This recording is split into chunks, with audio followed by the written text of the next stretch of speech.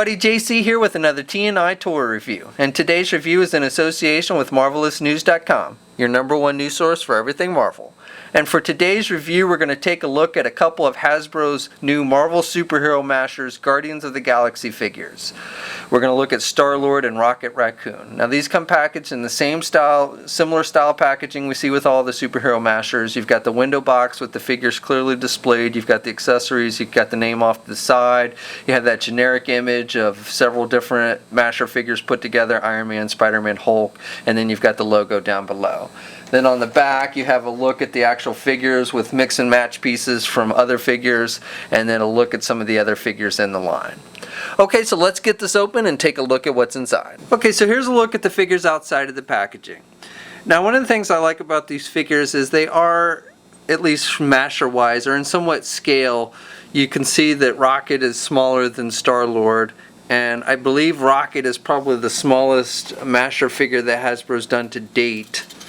Now, many of the Masher figures are just a generic one size, usually about the size of the Star-Lord figure, which stands just a little bit over 6 inches tall. Rocket here, he stands just a little bit over 4 inches tall. And then just for one more comparison, you can see here is the Groot figure that we looked at a few months ago, and Groot is taller than both Star-Lord and Rocket. Now Star-Lord comes with his one blaster, the double blaster, but he only comes with one of them, which he can hold in either hand. He can hold in his left or his right hand, and it's just kind of a orange color, so not a lot of detail, paint details or anything on it. It's just a basic orange. It does have the tab, so you can tab it onto various places where there's holes on the figure, on the side of his leg like a holster, so you can attach it pretty much any place there's a hole on the figure. Rocket comes with a rifle blaster as well, kind of a big gun like you typically see with Rocket. It's just kind of more of a reddish orange, and again he can hold it in his left or his right hand. And it's just got the one tab on the handle, so you can put it in his hands, or you can, like, if you wanted to, you can attach it to the side. Now Rocket has a tail. It's an extra piece that, you know, typically we don't see figures, so he's got the tail. It's just a hollowed out piece of plastic. You can fit it anywhere there's a hole in the body, but obviously it looks best on the butt. And you know, he does have a hole in the butt, which most figures do not, so it's not like you can give Star-Lord an actual tail or anything. You can stick it, you know, other places on the figure, but it looks kind of silly. But Rocket's the only figure, I believe, that has an actual hole in his butt for the actual tail. So articulation on these are pretty much on par with what we've seen with the more recent Masher figures. There's no ankle articulation on these, unfortunately, which does make them a little more difficult to stand. The heads are just on ball hinge joints, so they can look up and down good, and they can look left and right. Same with Rocket. He's got good up and down movement with the head, and he can look left and right. The arms are just attached, so you just have rotation. They're not on ball joints, so you can't get the arms out on these, unfortunately. So he can bend his elbow about that much, and he's got the rotation. Neither one have any kind of wrist articulation, no swivel or anything at the wrist, no midsection articulation, no waist swivels on either one.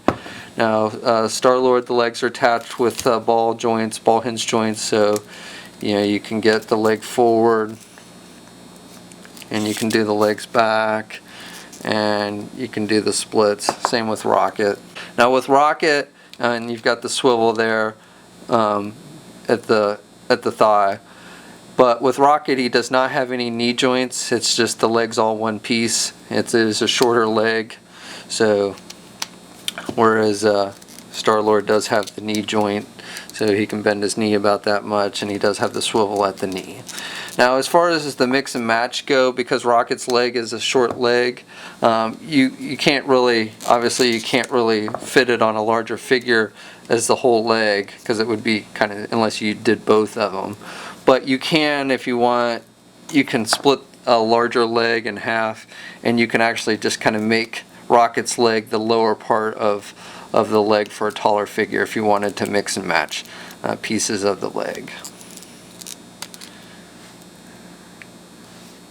So obviously, as I mentioned before, the whole thing about the Masters figures is you can take them apart and put pieces from other figures on mix and match pieces from any of the figures in the line, basically. And in fact, you can mix and match pieces with any of the Master lines from Hasbro, their Star Wars, their Transformers, their Jurassic Park. So we'll take the body of Star-Lord here, and we will stick, let's see, we'll take Rocket's head and we'll stick it on Star-Lord's body. And we'll give him, this is Agent Venom's lower arm with the cannon attached, so we'll give him that.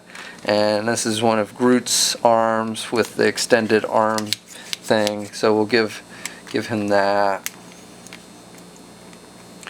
And then we'll give him, let's see, we'll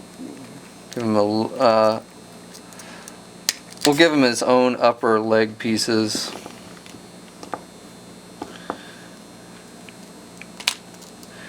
And then we'll give him one of Rocket's lower legs, and I guess we'll keep his other lower leg here. So, you know, again, you can basically mix and match and make any kind of figure that you want out of these.